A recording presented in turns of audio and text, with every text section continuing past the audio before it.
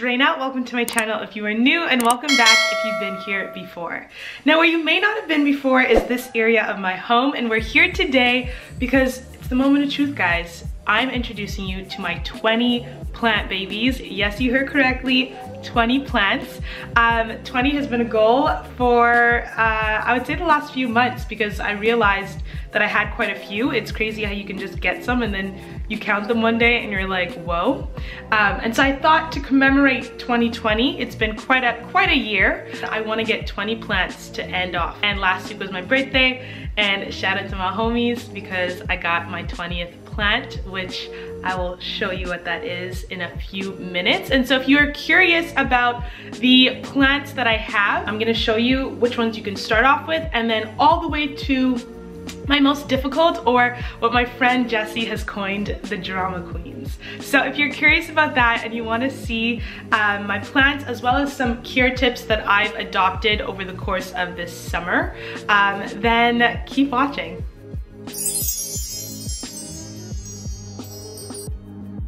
To start off, I'm going to show you two of my easiest plants, and they're also really great for indoor air circulation. So this helps your air quite a bit. And these are my Pothos, also known as Epipremnum, Aureum, I believe. I'm gonna include the scientific names on the bottom along with the common, easier to say names. This one here is my marble Pothos. It's got that name for its beautiful variation. This one I think is the most variegated, but this is also quite lovely. It's almost like a half and half split. I absolutely love this plant. It has grown tremendously. I believe that I got this one at IKEA, and I give him direct sunlight.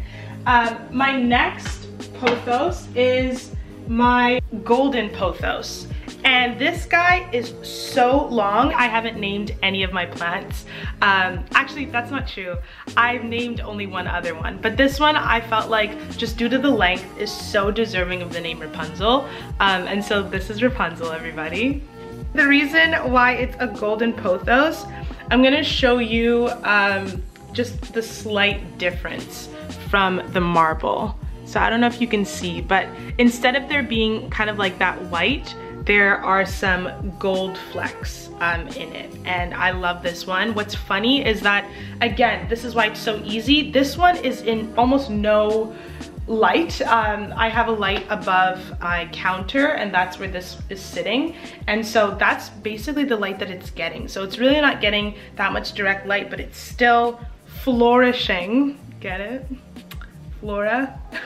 As you can see, there's a new one over here, a new leaf that's gonna unravel pretty soon. So yeah, I love Pothos. And again, if you're looking to gift a Pothos, or if you yourself are looking to start your plant journey, then I would highly recommend it. What's lovely too is, as you saw, they get so long, and so they make really beautiful hanging plants. So you can just get a nice macrame, or if you have shelving, it's excellent for that. So yeah, those are my two Pothos. The next plant that I want to show you is the Zamioculcas Zamifolia, also known as the ZZ plant. And let me tell you, the ZZ is EZ. And the reason why is because it has this really thick stem, which stores so much water. And so this is really one of those plants similar to a cactus that you forget about it, and then by the time you remember it, it's time to water it. The real danger in this one is overwatering. So that's why I would say, if you're someone who's forgetful, and maybe the reason why you've stayed away from plants is because you're like, I'm not gonna remember to water it, then the ZZ is the one for you. The leaves are stunning. This one is lighter because it actually just opened this week, just for you guys, which is pretty awesome. And then I got another little baby, I don't know if you can see it, coming through. So I'm excited. I'm probably gonna have to repot him in the spring. But yeah, I love this one. And this is native to, I believe, East Africa. So from like Kenya to South Africa. And yeah, I love this one. This has been on my list for a long time, so I was very happy when I found it. And I believe I found it at Home Depot. The next plant that I want to show you are my Sansevieria, also known as snake plants, also known as mother-in-law's tongue, I guess because they're really sharp. But this one is particularly special to me because this is my first plant.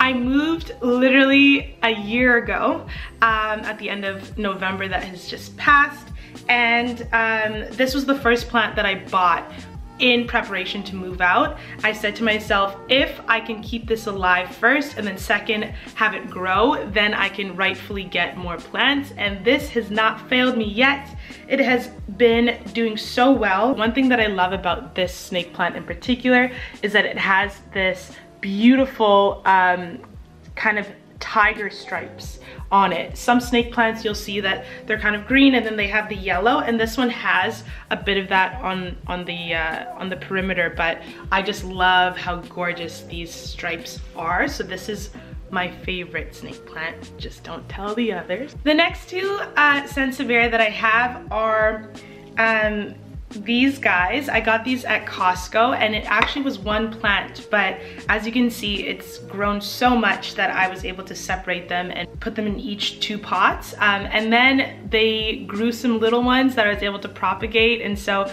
basically 4 plants have come from this one, which has been pretty great. Snake plants are known for just being, again, quite easy. The biggest issue would be overwatering it because they don't like to be too wet.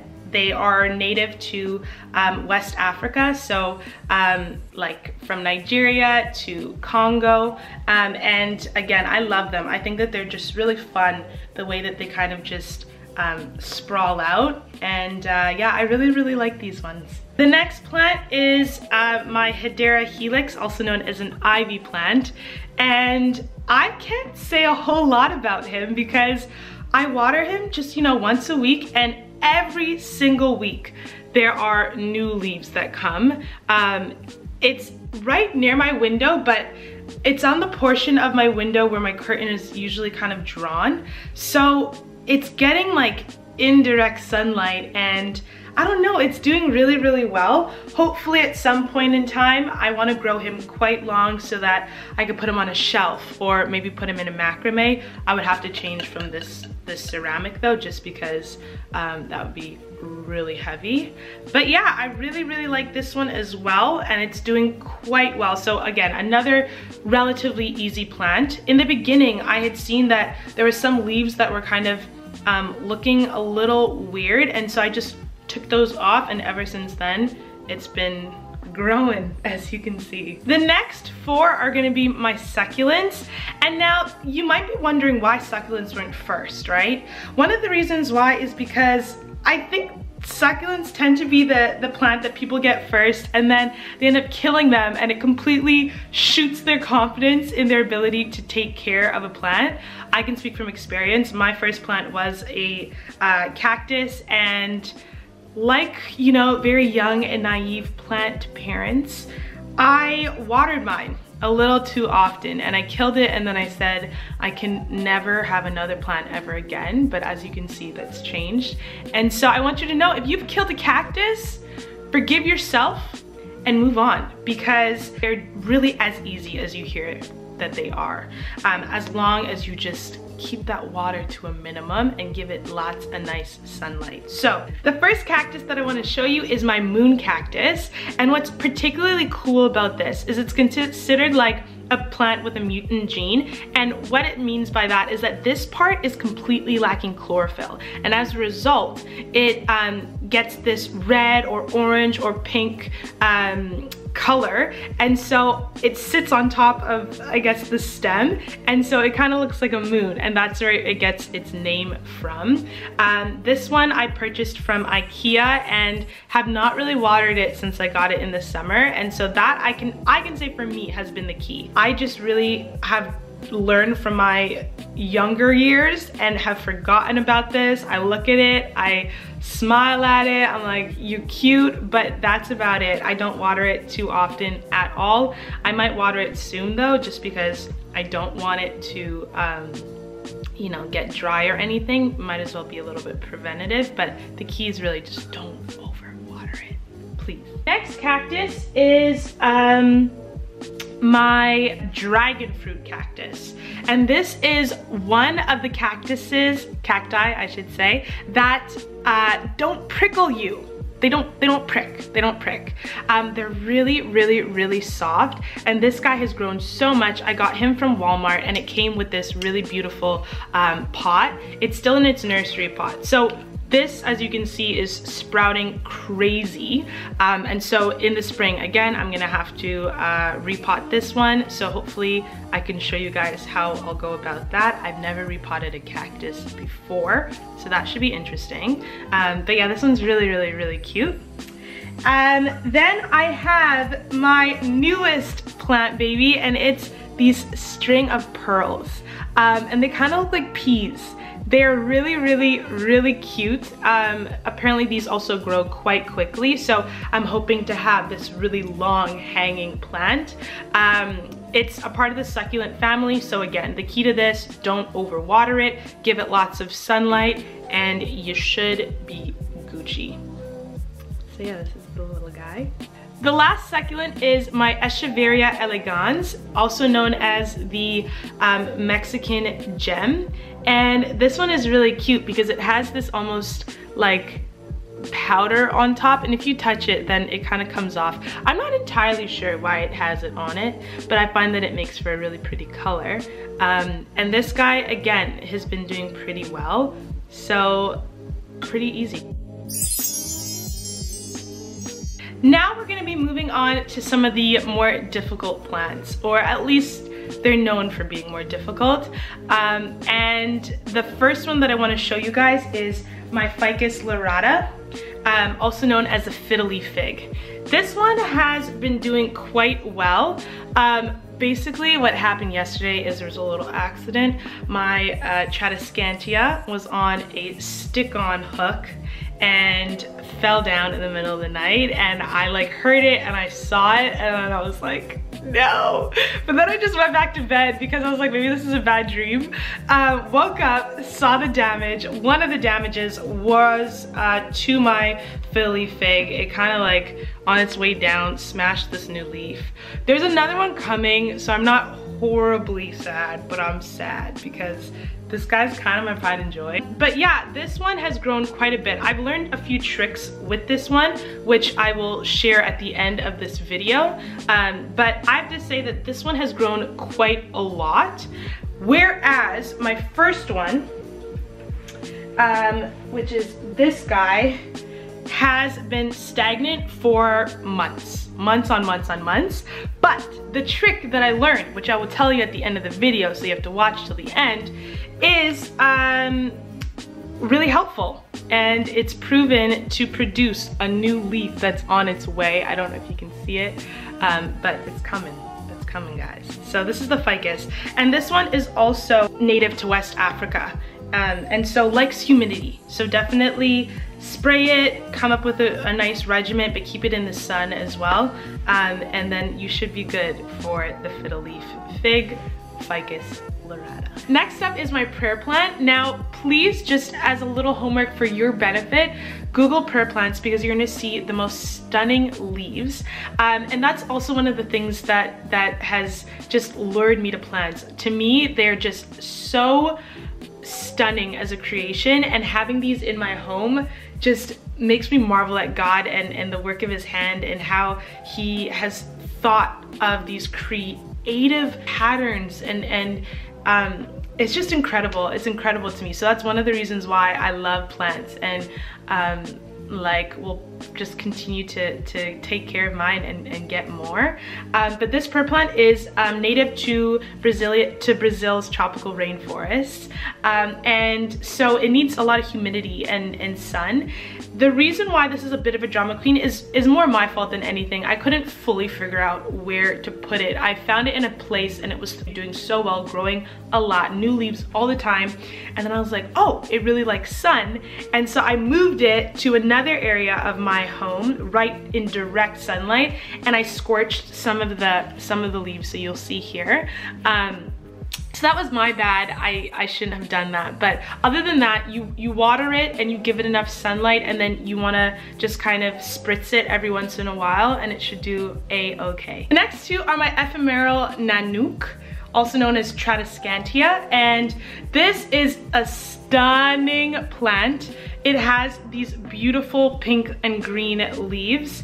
One of the reasons why I would say it's a little difficult is because this one was a little bit of Jesse's coined drama queen, because I couldn't figure out really where to put it. I did a lot of research on it, and like they said, indirect sunlight is really good for it. It likes to be humid also. There's just like a long list of things that it needs, which like fine, like it's a girl that knows what it wants, right? But it's just a little difficult for me, but it's been growing a lot, and it was in a hanger as of yesterday, and this is the one that damaged my fiddly fig, but it's doing well. It's doing well.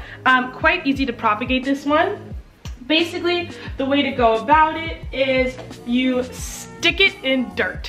That's it. So you might be thinking that's how you propagate. No, but usually you wanna put it in water, allow the roots to form, and then you put it in dirt or in soil. But for this one, you just plop it right in the dirt, and then somehow magic happens. And this is proof of that, because this guy was not this long. It was just kind of like here at one point in time when I first put it in, and since has grown quite a bit. The next two drama queens, and this is a real drama queen, are my polka dot plants. This one was propagated. This was the OG. I did not do enough research about this one before I purchased it. So that's why hopefully this video is like helpful to some of you who might purchase one. It started off with like really pink spotted leaves. And then I saw it growing tall, and I was like, yeah, look how much it's growing. But realized that you wanna kind of keep it in that bushy format. And so you have to trim it. You have to trim it, and I didn't know that. It's cool though, cause what's come from it are some like pretty flowers and stuff, and it's still growing, but I liked when it was a little bushier. And so if you also get one and you wanna keep it bushy, then trim that thing. The next is my bird of paradise plant, also known as the STERLITZIA, and it's native to South Africa. Why it's called the bird of paradise, I don't know if you've seen those, but if you haven't, then there's a Netflix documentary. I think it's narrated by David Attenborough, who is the best, and they show birds of paradise. And what got this plant its name is the fact that it gets these beautiful orange and almost like blue plants that look like the feathers of a bird of paradise. So as stunning as those birds are, the flowers on this are stunning. I don't think that they grow though indoors. I think that you really need the climate for it. So far mine has not produced any flowers, but it has grown quite significantly since I got it. I purchased this at Costco for $18. The reason why I'm emphasizing 18 and talking with my hands is because these go for over $100, and I didn't know that at first, and if I did, then I would have gotten another one. But yeah, this is a stunning plant. It's quite tall.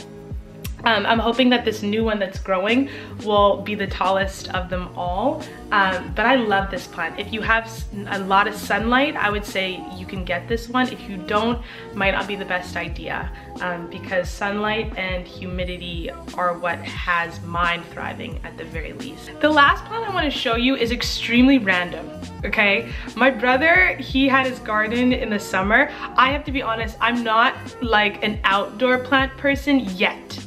But my plan, I just did like a bunch of research, and I plan on making like beds and like all these different things, and just getting my patio like all decked out. So that is my goal. So hopefully in the springtime, you will be able to join me on that. I make no promises though, because as I said, I'm very much an indoor plant mama so far. But my brother, he had peppers, and then he gave me one and just said like, let's see what happens. And I got a pepper, guys. I was nervous because I forgot to water this guy because he's on the floor, like on the other side of my couch that I don't see very often. And it was like shriveling up a little bit up to 2 days ago. And then I just watered it, and now he's plump. He's plump, and baby got back. I don't know if you can see it, but Yeah. So this is my pepper plant, and no others have grown as yet. I see here that it's budding. This came from a flower, so that's why you see this like white on the bottom. A flower bloomed, and then from there I saw this little green thing in the middle. I was like, huh? And then it became this. Hopefully there are more that come over the course of 2021. I don't know. The tip that I have for you guys is to break off the buds that you have on your fiddly fig that are kind of dry. So oftentimes you'll see here, you'll see kind of like the brown that I'm talking about. The leaves bloom from this bud, and then this is what kind of lines the stem as it grows taller. And so for this one, as you can see, hopefully, I broke it off. And what that allowed me to do is then when you break it off, there's like a milk that comes out. And then from there, you'll get a new bud. And this one, I tried it with my other one, and that's why I feel like it's grown so immensely. And then this one was the stagnant one, and I did it, and I see already this little bud here is growing. So I'm hoping that finally this guy will produce a new leaf for me. Cinnamon is great if you have bugs or gnats. Sometimes what happens is as you water your plant, the moist soil is perfect for gnats in particular and bugs, and so they'll like go all up in there and lay their eggs or whatever, and then sometimes you'll get these like little tiny flies. So if you sprinkle some cinnamon, I also heard paprika is good as well, then that's great. Or putting some little small rocks can help, or some sand. Basically it just helps to dry the top layer of soil so that those bugs do not breed. Another thing is you want to invest in a spritzer, because as I said, quite a few of my plants love humidity, and this helps that. They just like a little misting, which is good for them, and it's fun to do, really and truly. Next is I got this beautiful watering can from IKEA. I love it because it has a really skinny nozzle, and that allows me to get my smaller plants really nicely. And then the last thing, which is incredible, is this moisture meter. It also tracks pH and light, and you stick this in if you're not sure if your plants are ready to be watered, and it lets you know. For each plant, it provides numbers in terms of how dry or moist or wet it needs to be. And so you just look at this, stick it in, and then you'll know when the next watering needs to be. Love it. This was from Amazon, and I'll include it in the description bar below. That's it, guys. I hope you enjoyed this video, and let me know if there are any plants that you're loving and you want to suggest, because obviously 2021 is coming. I'm gonna need at least one more plant. So let me know, and let me know if there's any plants that you really enjoyed or any questions. I'm not an expert, but it might be fun to just kind of start the conversation. So hope you guys have the best week, and I will see you so soon.